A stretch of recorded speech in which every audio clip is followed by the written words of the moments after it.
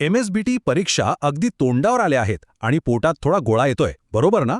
पण थांबा, अजिबात काळजी करू नका, कारण पुढच्या काही मिनिटांमध्ये आपण या परीक्षेच्या भीतीचं रूपांतर एका जबरदस्त गेम प्लॅनमध्ये करणार आहोत. असा प्लॅन जो फक्त पास नाही करणार, तर एकदम टॉपचे गुण मिळवून देईल.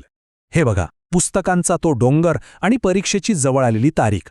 हे बघून थोडं टेन्शन येणं अगदी नॉर्मल आहे. प्रत्येक डिप्लोमा स्टुडंट या फेजमधून जातो. पण खरी मजा, खरी हुशारी या टेन्शनवर मात करून एक स्मार्ट स्ट्रॅटेजी बनवण्यात आहे. चला तर मग या गोंधळलेल्या अवस्थेतून एका क्लिअर ॲक्शन प्लॅनकडे जाण्यासाठी हा आहे आपला रोडमॅप. आपण पेपर डिकोड करण्यापासून ते उत्तरपत्रिकेत मार्क्स कसे खेचून आणायचे हे सगळं स्टेप बाय स्टेप बघणार आहोत. चला मग सुरू करूया. कोणतीही लढाई जिंकायची असेल तर सगळ्यात आधी आपल्या शत्रूला ओळखावं लागतं. आपली लढाई आहे परीक्षेसोबत. त्यामुळे सगळ्यात पहिली आणि सगळ्यात महत्त्वाची पायरी म्हणजे हा परीक्षेचा पेपर पॅटर्न नेमका आहे तरी कसा हे समजून घेणं. आणि इथूनच खरा खेळ सुरू होतो, स्मार्ट वर्कचा. अख्खं पुस्तकच्या पुस्तक घोकण्याऐवजी आपल्याला फक्त हे शोधायचं आहे की परीक्षेमधला सिंहाचा वाटा म्हणजे सगळ्यात जास्त मार्क्स कुठून येतात. ज्या चॅप्टर्सना जास्त वेटेज आहे त्यांनाच आपण पहिलं टार्गेट करणार. मागच्या वर्षांच्या प्रश्नपत्रिका म्हणजे यशाची गुरुकिल्लीच आहे, एक प्रकारचा खजिना. आणि तो मिळवणं खूप सोपं आहे. msbt.enginginfo वेबसाईटवर जायचं, जुने पेपर्स डाउनलोड करायचे आणि त्यातला पॅटर्न शोधायचा. कोणते प्रश्न त्या लोकांना खूप आवडतात, जे ते परत परत विचारतात. हे एकदा कळलं ना की समजा अर्धी लढाई जिंकलीच. हा बघा, तुमच्या 70 मार्कांच्या थिअरी पेपरचा एक एक्स-रे आहे समजा. 2 मार्कांचे छोटे प्रश्न म्हणजे वॉर्मअप, 4 मार्कांचे प्रश्न तुमची कन्सेप्ट तपासतात. आणि खरे गेम चेंजर कोण, तर हे 6 मार्कांचे मोठे प्रश्न. इथेच तुमचं डीप नॉलेज चेक होतं. या पॅटर्नमुळे आपल्याला टाइम मॅनेज कसा करायचा आणि कोणत्या प्रश्नावर किती जीव लावायचा याचा परफेक्ट अंदाज येतो. ओके, तर पेपरचा पॅटर्न तर आपल्या डोक्यात फिट बसलाय. आता वेळ आहे एक असा स्टडी प्लॅन बनवण्याची जो जास्त इफेक्टिव्ह असेल आणि कमी थकवणारा. लक्षात ठेवा, दिवसरात्र पुस्तक घेऊन बसण्यापेक्षा योग्य दिशेने अभ्यास करणं हे लाख मोलाचं आहे. फरक अगदी सरळ आणि सोपा आहे. एकीकडे आहे 500 पानांच्या पुस्तकाचा डोंगर जो कमी वेळेत पार करणं जवळपास अशक्य आहे, आणि दुसरीकडे आहे स्मार्ट मार्ग, म्हणजे त्याच डोंगरातून फक्त महत्त्वाचे हिरे शोधून काढणं. हाच आहे स्मार्ट वर्क, जो कमी वेळेत जास्त रिझल्ट देतो. हा 80-20 नियम म्हणजे अभ्यासातलं एक सिक्रेट वेपन आहे असं समजा. याचा सरळ अर्थ असा की सिलेबसचा फक्त 20% महत्त्वाचा भाग जरी नीट केला ना, तरी परीक्षेत 80% मार्क्स मिळू शकतात. मग आपलं मुख्य काम काय, तो 20% महत्त्वाचा भाग शोधायचा आणि त्यावरच पूर्ण फोकस करायचा. हीच आहे विजयाची खरी स्ट्रॅटेजी. ही काही गोल्डन रूल्स आहेत जी अभ्यासाला योग्य दिशा देतील. एक प्रॅक्टिकल वेळापत्रक बनवा. अवघड विषय सकाळी फ्रेश मूडमध्ये हाताळा. 25 मिनिट फुल फोकसने अभ्यास करा आणि मग 5 मिनिटांचा ब्रेक घ्या. आणि हो, रिव्हिजन करताना डायग्राम्स आणि डेफिनेशन्सवर जास्त जोर द्या, कारण तिथेच हक्काचे मार्क्स लपलेले असतात. आता हा आकडा बघा. हा आकडा तुमचा परीक्षेबद्दलचा दृष्टिकोनच बदलून टाकेल. गेल्या काही वर्षांच्या पेपरचं ॲनालिसिस असं सांगतं की MSBTच्या फायनल पेपरमधले तब्बल 90 ते 95% प्रश्न हे आधीच तयार केलेल्या VVIMP म्हणजेच व्हेरी व्हेरी इम्पॉर्टंट प्रश्नांच्या लिस्टमधून येतात. याचा अर्थ काय, तर ही परीक्षा वाटते तेवढी अवघड नाही.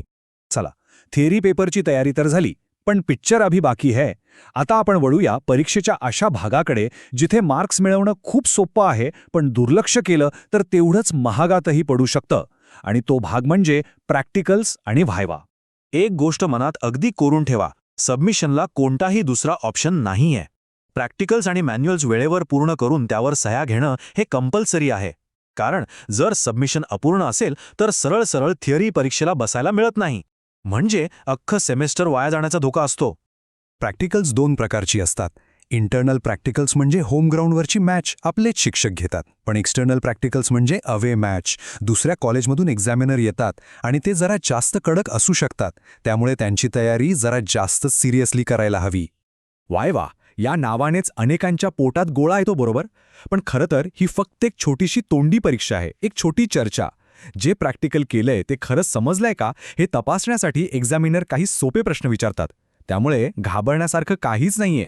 प्रॅक्टिकलच्या दिवशी यशस्वी होण्यासाठी फक्त 3 नियम लक्षात ठेवा. 1.